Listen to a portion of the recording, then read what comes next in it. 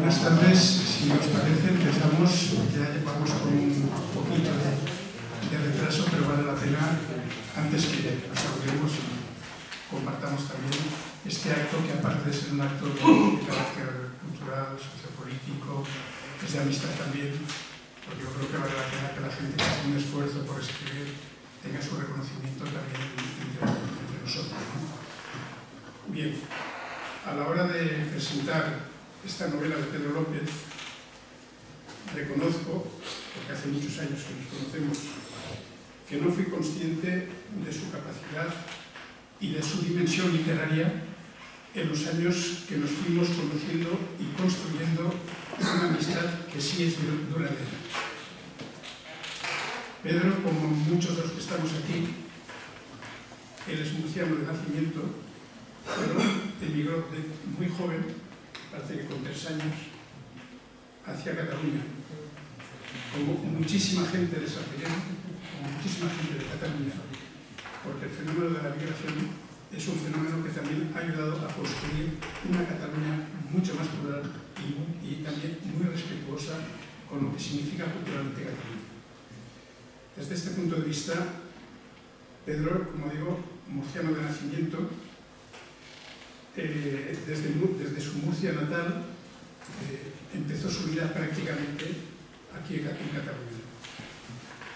Yo en su formación personal distinguiría como mínimo 2 momentos importantes. Cuando hablo de formación personal me estoy refiriendo un poco a la configuración educativa, etcétera, etcétera. Hay 2 momentos para mí muy importantes. Uno en el que predomina prácticamente su aproximación a lo que podemos hablar la tecnología o el mundo tecnológico.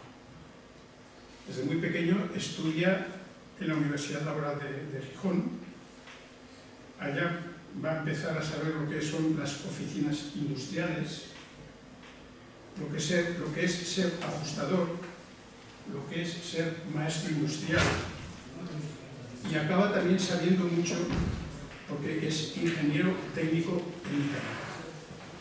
Por tanto, un primer momento que evidentemente le va a derivar profesionalmente, seguro, pero hay un segundo momento también más vinculado a lo que son los instrumentos, los campos de organización en el trabajo y en la vida y en la organización.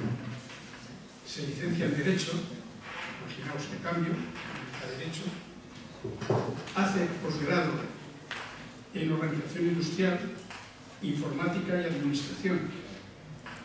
Por tanto, todo esto va a configurar una vida laboral realmente cuando analizas un poco su currículum profesional, te das cuenta que estos 2 focos de formación son fundamentales. Porque si hacemos un repaso de lo que ha hecho en su vida, lo vemos trabajando tecnológicamente en SEAT, lo vemos que ha sido director de fábrica y jefe de mantenimiento, que ha trabajado en una de las asesorías más queridas por todos nosotros, en la asesoría jurídica de Albert Fina y Montserrat Avilés, que además ha entrado también en el panorama municipal, ha estado trabajando en el Ayuntamiento de Barcelona y en el de San Feliu de Llobregat. Como veréis, si os leéis la novela, que os lo recomiendo, yo la cogí en la primera presentación que hizo, la cogí y os aseguro que en 2 días no la había acabado. Porque es que además es muy interesante. Bien, trabaja en el Ayuntamiento de Barcelona y San Feliu de Llobregat y también trabaja en la Universidad Autónoma de Barcelona. Por tanto, imaginaos este mundo profesional de Pedro, lo importante que es. Pero aparte de eso, es evidente que para muchos de los que estamos aquí también lo conocemos en otra faceta. Una faceta importante en su vida ha sido su compromiso social y su compromiso político. Lo vemos ya en el año 1964, él nace en el año 1944, es decir, 20 años después, dentro del Sindicato de Comisiones Obreras, construyendo solidaridad obrera, pero también un sentido de clase y de transformación de la propia sociedad. Desde 1971 está ya en el Partido Socialista Unificado de Cataluña, por tanto penetra también en la órbita más política. Y eso tiene consecuencias. cuando se trabaja con conciencia, tiene consecuencias. Fue enjuiciado en Magistratura de Trabajo y en el Tribunal de Orden Público, en el TOC, que ahora se habla tanto. Por tanto, su militancia política, su militancia social y su trabajo también derivaron en esta nueva visión. Por tanto, veis dos formas de entender su proceso formativo, su proceso profesional y su proceso político. Hoy presentamos una faceta nueva de Pedro, que es su capacidad para novelar y crear también entre nosotros literatura. Conspirar contra el olvido, el libro que os recomiendo que lo adquiráis porque disfrutaréis. Conspirar contra el olvido es una magnífica novela y una fuente de conocimiento autobiográfico del propio Pedro. Si no lo conocéis mucho, os aseguro que cuando leáis la novela acabaréis conociendo bastante la autobiografía del propio Pedro. El verbo conspirar, conspiración, conspirar, genera muchos recuerdos en la mayoría de las personas que estamos aquí y que vivimos la transición. Aquello de que estábamos conspirando es lo que nos han acusado muchas veces, cuando estábamos construyendo una sociedad nueva, pero decían que conspirábamos. Y yo creo que Pedro ha sabido transportar este concepto, esta conceptualización también al libro. Yo me quedo por ahora aquí, porque para hablar de su novela, yo creo que tenemos además una persona que es, para mí, cuando leí el prólogo de la obra, ya dije, La Tienza ha hecho una presentación magnífica. José Luis Atienza, vecino de Viladecans, lo conocemos aquí todos prácticamente, magnífico escritor, da gusto ver cómo escribe cuando escribe, un gran observador de la realidad, amigo y compañero nuestro, y os aseguro que también es un gran referente comarcal para los que vivimos. Por tanto, con esta pequeña presentación, ahora sí que doy la palabra al que sabe de literatura, al que conoce a Pedro, que es a José Luis Atienza.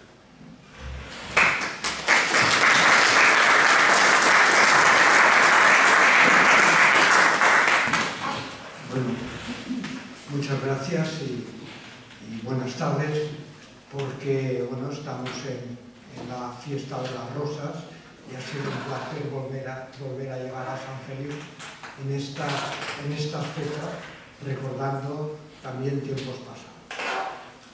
Bueno, yo seré muy breve porque creo que quien me toca explicar sobre todo la novela y su experiencia es nuestro compañero Pedro López Provencio. Porque escribir una novela es algo más que inventar, es algo más que recordar.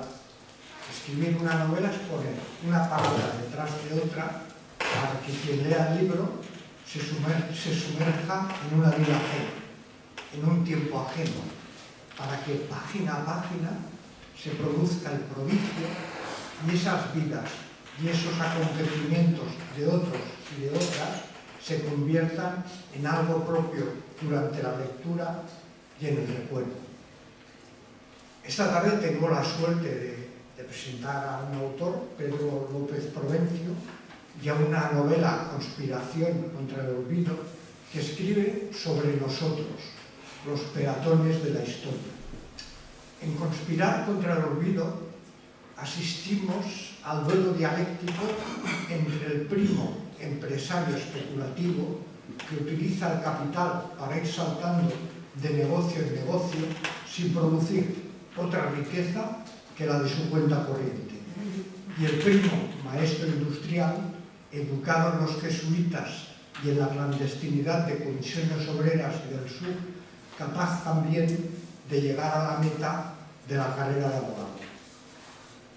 Personaje literario en perpetuo cambio, le toca pasar de ser héroe de los trabajadores del metal, de ser una referencia que yo lo explico también en la presentación que hago dentro del libro, que es el de Seda. Es decir, aquí os invito a leer el libro para saber por qué decían de él.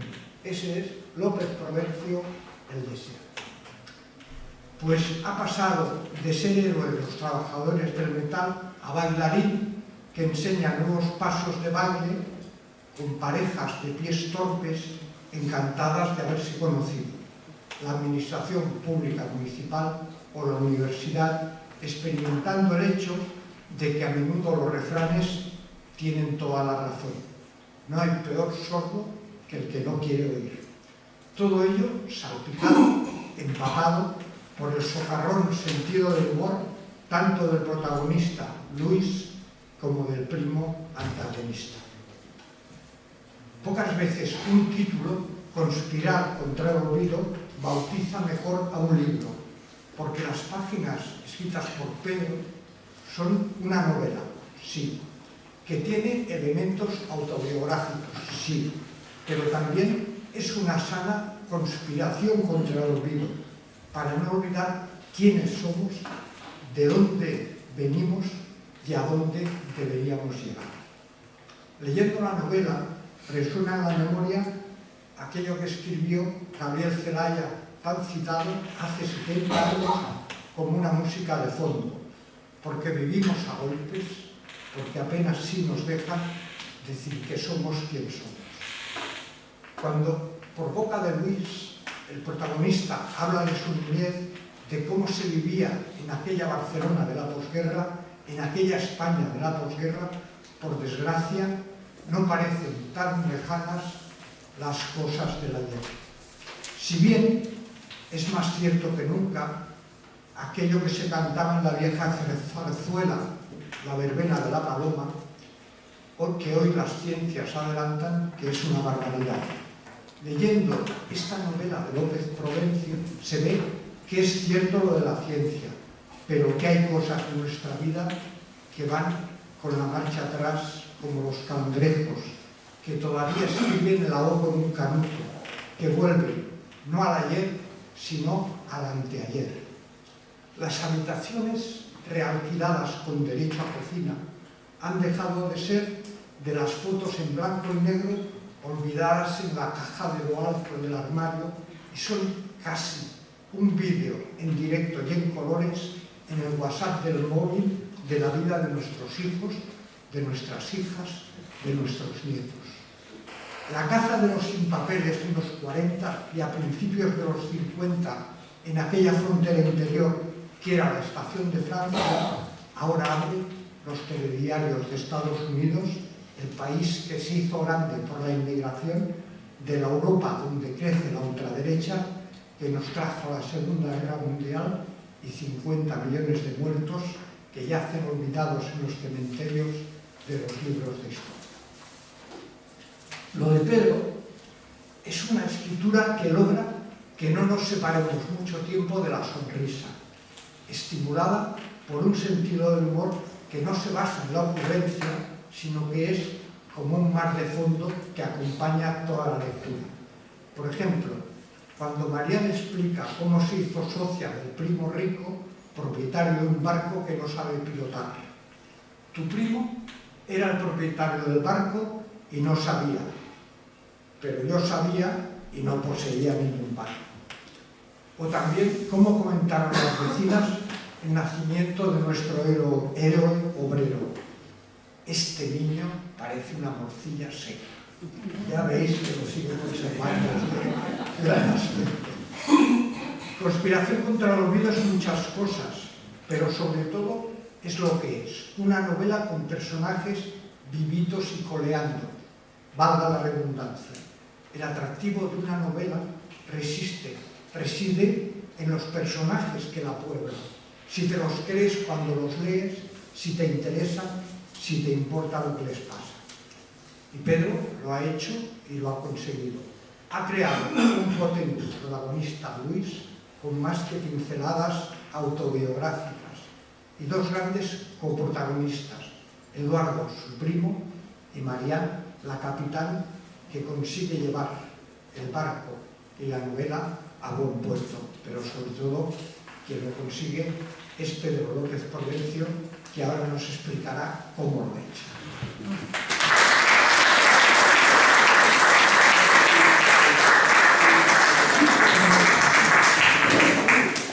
Muy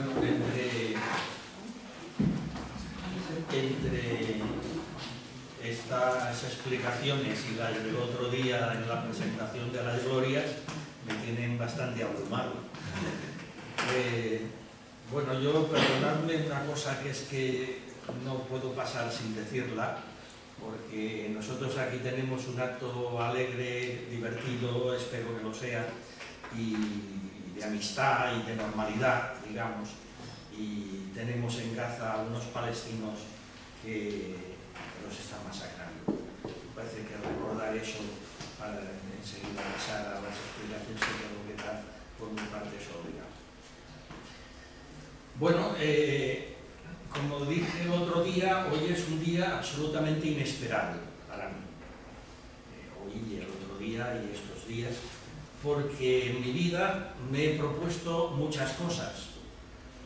La mayor parte de ellas no han salido o han salido mal, y han salido otras, más o menos buenas, más o menos malas, pero ha sido un batiburrillo de cosas, que más que yo pretendo tener una línea directa de hacia dónde quería llegar, hacia dónde quería ir y hacia dónde quería llegar, que claro, algunas ideología política, que sí que me decía un poco hacia dónde quería ir, pero la verdad es que me han encaminado por sitios que yo no tenía previstos. No tenía previsto ser licenciado en Derecho, por supuesto, no tenía previsto trabajar en la universidad, jamás se me habría ocurrido trabajar en ayuntamientos, porque yo era y creo que sigo siendo un mecánico.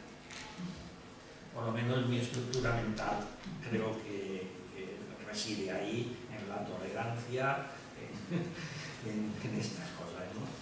Y entonces, en los primeros 75 años de mi vida, nunca se me ocurrió jamás que podría escribir una novela. Jamás. Es una de las cosas que nunca se me habían pasado por la cabeza. Me pasaron por las cabezas hacer muchas cosas, porque uno tiene su imaginación y vuela, pero escribir una novela jamás.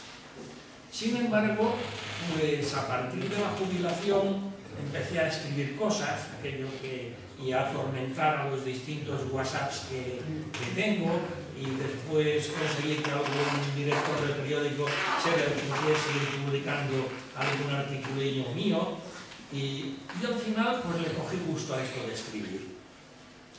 Y llegó un momento en que hice alguna cosa que me salieron más de 3 páginas, así un poco a lo tonto y un poco así sin querer, y tuve la suerte de encontrarme en uno de estos chats con 2 compañeros, José Luis y Salva Redón, que me dijeron: oye, esto que pones aquí, tal vez tendrías que ponerlo de otra manera. Coño. Y Salva me dijo: oye, esto que dices aquí no tienes que decirlo tan pronto, tienes que decirlo un poco más tarde, porque si no pierde... Coño. Y entonces me picó el gusanillo. Voy a ponerme a escribir algo. Y cuando me puse a escribir algo me di cuenta de que eso de ponerse a escribir no es una cosa tan sencilla. Me pongo a escribir y ya está. No. Y entonces pues se me ocurrió hacer un cursillo en el Ateneo de Barcelona, cursillo de eso, nada, un mes, online, que se dice. Pero allí me dieron 4 pautas muy interesantes. Aquella chica que nos daba las clases y nos corregía los ejercicios me dio 4 pautas que me parecieron muy interesantes. Luego cogí varios libros, sobre todo uno que es de la Real Academia Española, más o menos se titula Cómo escribir una novela o algo así, y ahí te dicen qué es lo que tienes que hacer si quieres escribir una novela. Hubo personas como Martínez, por ejemplo, que cuando vio el libro aquel de la SEA que hicimos, que me dijo: oye, ¿tú por qué no escribes una novela? Bueno, él dijo eso, pero otros también me dijeron: oye, pues escribe algo. Y al final me puse a escribir las tardes allí en la terraza y alguna mañana, y al final pues iba saliendo algo, y la verdad es que al principio no tuve ninguna esperanza de que eso se llegase a publicar, porque publicarlo por mí mismo, que hacen algunas personas, muy legítimamente, por supuesto, y ir metiendo el libro a amigos, conocidos, y al final tener en casa un montón de libros que no sabes qué hacer, pues eso pensé que no. Bueno, la sorpresa mayor fue que cuando José Luis y Salva me dijeron, ya tienes la novela, ¿tienes editor?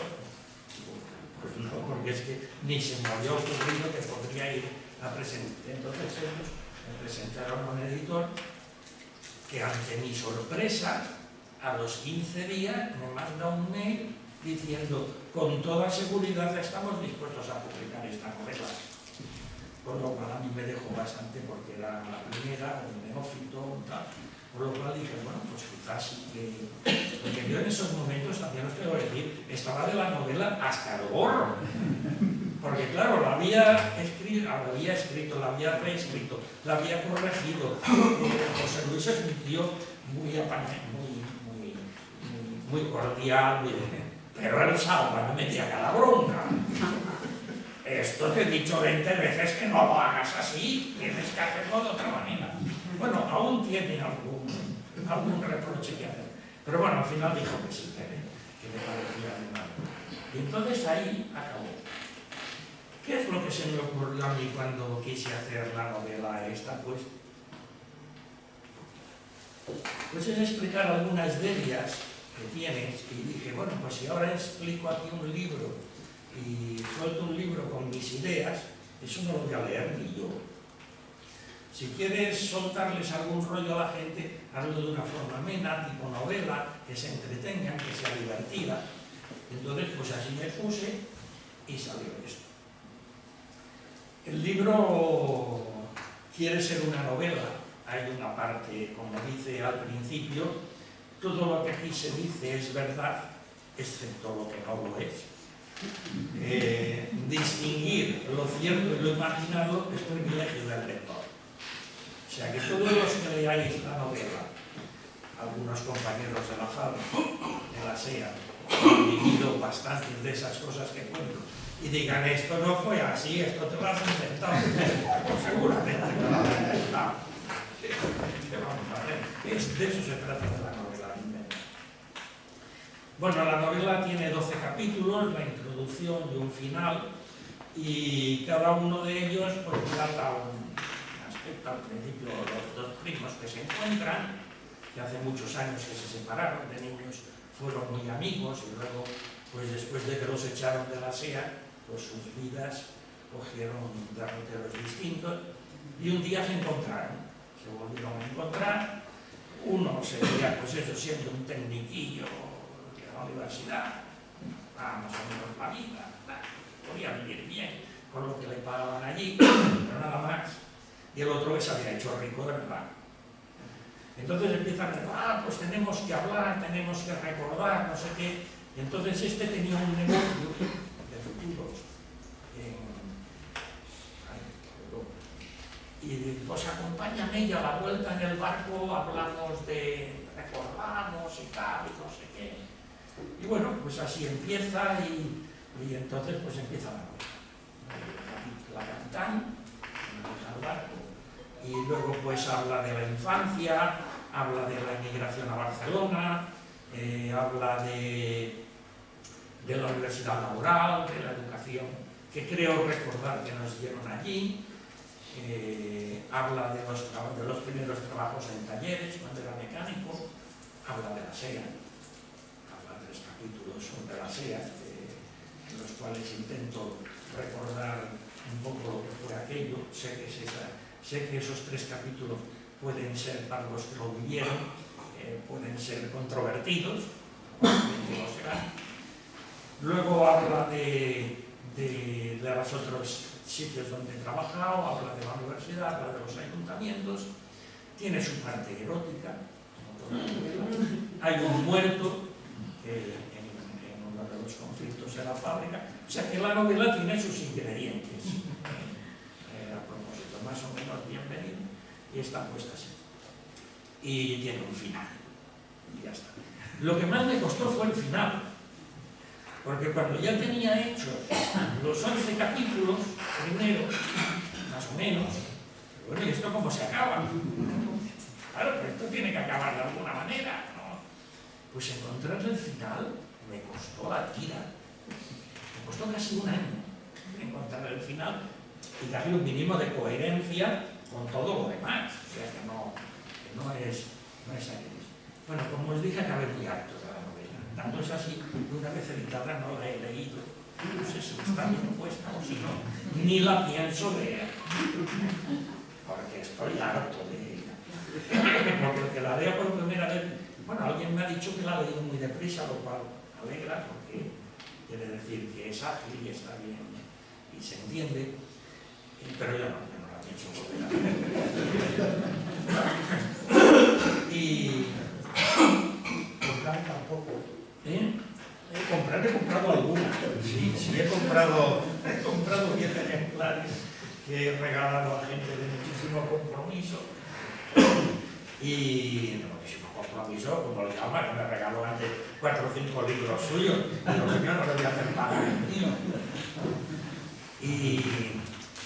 Y bueno, ese ha sido la historia esta. Yo la verdad es que estoy totalmente complacido de que haya salido esto así. Y entonces, ¿cuál era el propósito realmente de esta novela? De esto que empecé a escribir, ¿qué es lo que me gustaría que sucediese? Pues eso. Yo creo que las obras, más o menos de arte, las obras que se exponen al público, se independizan de su autor y pasan a ser del público. Uno pinta un cuadro y luego los que lo ven lo interpretan, y a lo mejor interpretan aquello que quiso hacer el autor o no, o otras cosas. Y es muy libre ese público de interpretar eso. En mi novela ya tengo detalles de qué sucede eso. Me gustaría que se sirviese no para creerse o no creerse lo que digo ahí, o estar de acuerdo o estar en desacuerdo, sino para ayudar a formar la propia reflexión. Por ejemplo, la primera vez que leí la apertura que hace José Luis de la novela, y oí que ponía que cuando el tren circulaba de Murcia a Barcelona, él le había hecho oler la carbonilla de la máquina de vapor del tren. Coño, eso no lo había puesto yo en la novela, ni yo lo había imaginado para que la chiquitita. Sin embargo, digo que se lo imagina. Coño, eso es un cojonudo de lo que escribes. O cuando alguien me dice, no, es que otro me dice, es que claro, Marián representa el futuro y Eduardo representa el pasado. Coño, pues tampoco se me había ocurrido a mí. Es decir, algunas personas que ya han leído la novela me cuentan cosas de la novela que yo no es que no escribí, sino que ni siquiera imaginé. Y la verdad es que eso es lo que me hace disfrutar. Y eso es lo que realmente me hace estar complacido por los pocos, 4 o 5 personas que me han comentado hasta ahora esta novela. Y eso es lo que más me gusta de la novela, de que el que la lea, conforme la vaya viendo, o cuando jugábamos a fútbol en la replaceta de la calle y venían als gitanos a fer-nos mecs, voleu mecs? No, ens pagaven. Voleu mec? Sí, jugaven, si guanyaven ens pagaven i si perdíem ens pagaven. Els catalans sempre ens pagaven. Bueno, vull dir, llavors, el José Luis va imaginar els genolls, las rodillas llenas de conchas. Bueno, pues eso tampoco lo puse en la novela. Entonces, estas son las cosas que a mí de momento me satisfacen de esto. Y no sé si ya está. Ya si queréis hacer comentarios, no es que lo hayáis leído o no, preguntas o lo que queráis, pues a vuestra disposición. Yo creo que es la parte más interesante, ¿no? Piensa, pregunta, opina, o sea.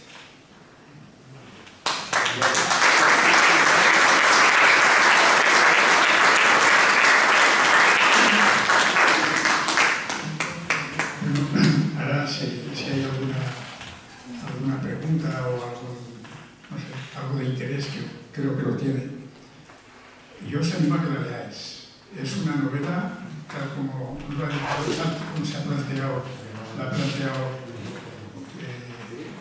él mismo, el autor. Yo creo que ha sido reconstruyendo tu vida gracias a esta novela. que también eso es importante.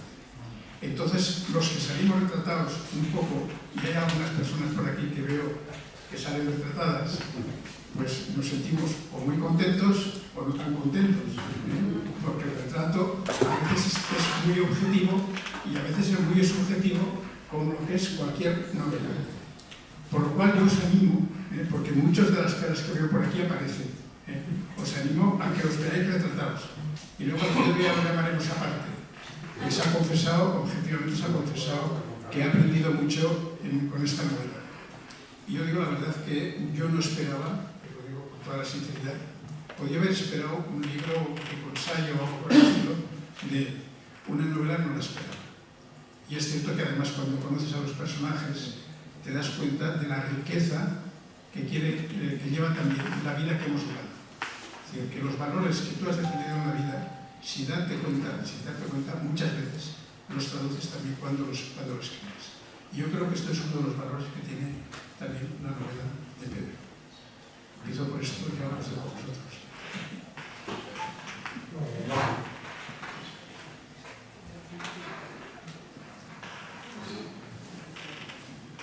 La verdad es que tiene manera de escritor. Eso me suele de ser, porque aquí no hacía falta ninguna experiencia para escribir lo que escribía y lo guiamos todo lo que estamos allí. Yo pienso que no será la última escritura que haga. Ya ha hecho varias, tiene madera, tiene aquella forma de lo bueno, lo malo, y deja que lo defina cada uno.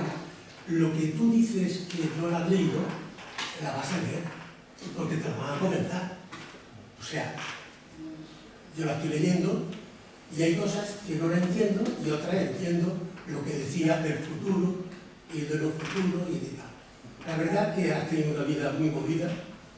Hay quien ha seguido tu vida, aun sabiéndolo o no sabiendo, muchas veces sí que lo sabía, pero vamos, que tiene manera de escritor.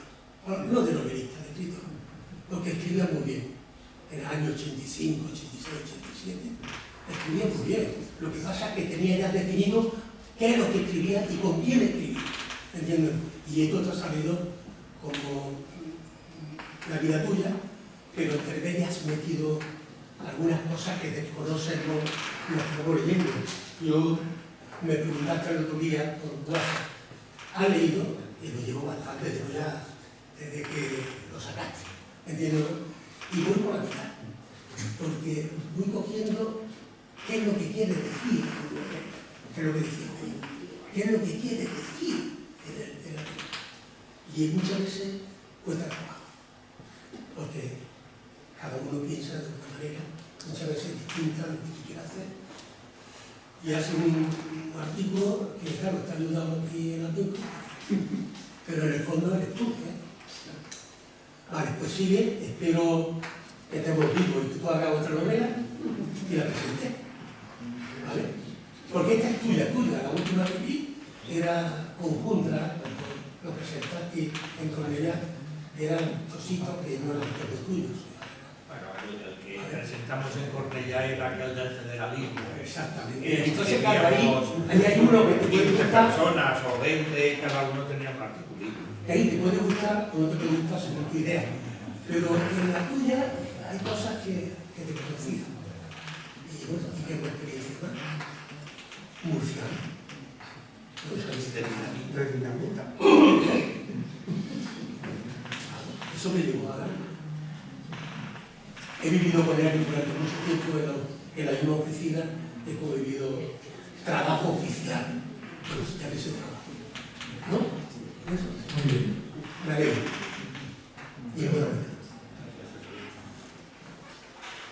¿Alguien se anima a hacer alguna otra intervención? Ángel, Venga. solo una cosa. Pedro ha demostrado que nunca establece la de echar fuera.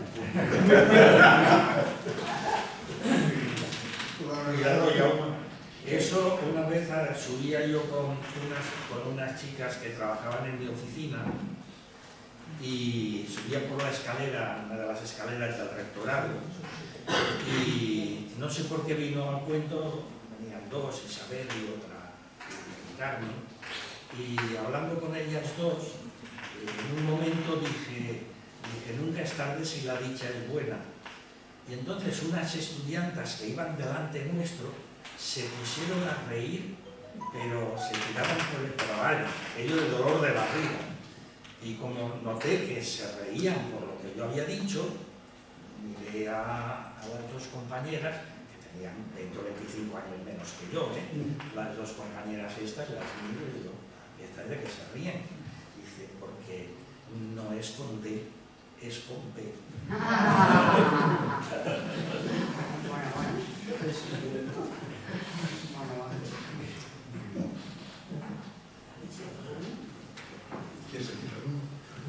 Bueno, no, que yo cuando... Pedro, te quería preguntar sobre el título, porque él ha empezado a comentar algo, pero no ves cómo salió ese título y si tiene una connotación más bien autobiográfica, que también habéis comentado, o también quiero referirte a que en ese olvido de cosas que la sociedad actual quizás ha ido perdiendo y que en el libro tú intentas volver a poner sobre la mesa. Sí, porque sí. Bueno, lo de conspirar por el olvido salió de golpe, salió espontáneo, o sea, en un momento porque había, cuando empezó el libro, cuando lleva medio hecho, ya estaba acabándose, había otras versiones, La larga travesía, no sé qué, o sea, salieron algunas, pero no había ninguno que me convenció. Y en un momento determinado salió lo de la conspiración, hubo un momento en que se hablaba de conspirar, no sé qué, y digo, bueno, pues como el libro contiene dos partes de olvido, o sea, porque hay una cosa que es el olvido, es el recuerdo de toda una serie de hechos, de toda una serie de pensamientos y de concepciones, pero también hay un recuerdo, un olvido de vida, o sea, y por lo tanto, como el libro recoge dos olvidos, dije, bueno, pues pondremos que vamos a conspirar contra el olvido, vamos a estar intentando que ninguno de los dos olvidos prospere. Y entonces así salió.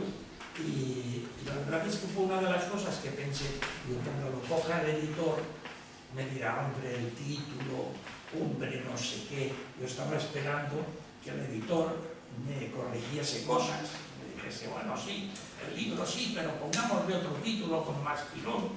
Pero no, el editor no tocó ni una coma, ni del título, y el título salió así, pues, lo que pensé al poner ese título es eso, pues, oponerse a dos olvidos que aparecen en el libro. Yo de todos modos, como no puse yo el título, pues digo, está muy bien.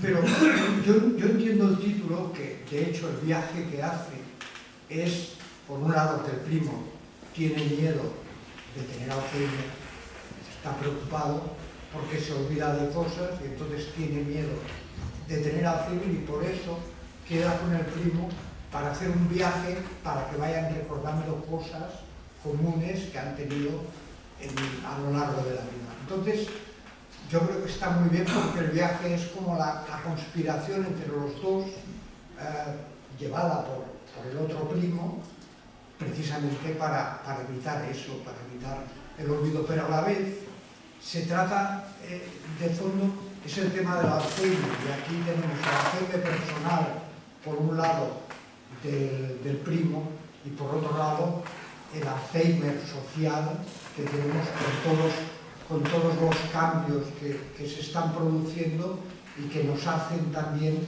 es cambiarnos el pasado, cambiar el recuerdo del pasado para construir un futuro por el que precisamente no hemos luchado, sino que hemos combatido. Entonces aquí es donde yo creo que tiene mucho sentido el título de Conspirar contra el olvido, y cuando lo puso me pareció absolutamente perfecto. Sí, pero palabra conspirar solamente analizándola fríamente, está al día. Está al día, esa palabra está al día. Y viene de muchos años y está ahora en el país y seguirá estando. Entonces, claro, yo cuando lo leí primero, conspirar En la política se conspira mucho. Sí, claro, todo. Entonces, es muy grave. O sea, la palabra sí sola es conspirar. El olvido, pues bueno, también podría haber sido sin conspirar, decir el olvido, solo.